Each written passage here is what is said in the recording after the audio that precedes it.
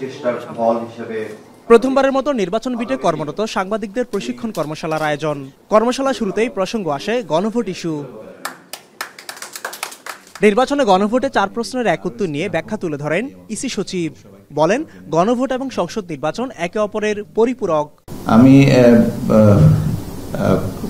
খুবই আশাবাদী এবং যে এই প্রশিক্ষণ থেকে আমরা যে জিনিসগুলো জানবো, শিখবো এবং প্রয়োগ করব, সেটা আমাদের জন্য একটা মাইল ফলক হয়ে আসবে। কারণ আমাদের সামনে যে নির্বাচন, গণভোটের যে আয়োজন, দুটো জিনিস একসাথে আমাদেরকে আয়োজন করতে হচ্ছে এবং এই দুটো খুব বড় ব্যাপার।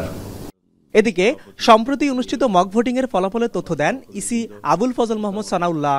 জানান, নির্বাচন ও গণভোট এ দুটির জন্য গড়ে 1.5 মিনিটের মতো সময় ব্যয় হবে। এছাড়া একজন ভোটার কেন্দ্রে প্রবেশ করা থেকে শুরু করে বের হওয়া পর্যন্ত সময় লাগে সর্বোচ্চ 7 এবং সর্বনিম্ন 3.5 মিনিট।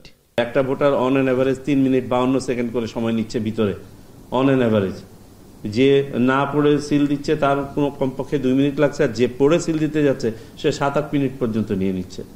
এই যেখানে বাস্তবতা, এবং আমরা এটাও জানি যে আমরা ইনডেফিনিট নাম্বার অফ সেন্টারও বাড়াতে পারবো না, ইনডেফিনিট নাম্বার অফ বুথও বাড়াতে পারবো না। আমাদের বুথ ব্যবস্থাপনাকে আরো স্মার্ট করতে হবে।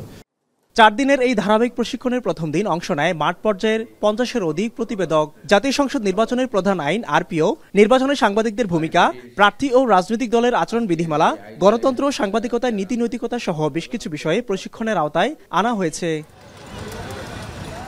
মিয়া আমিরুল, এখন, ঢাকা।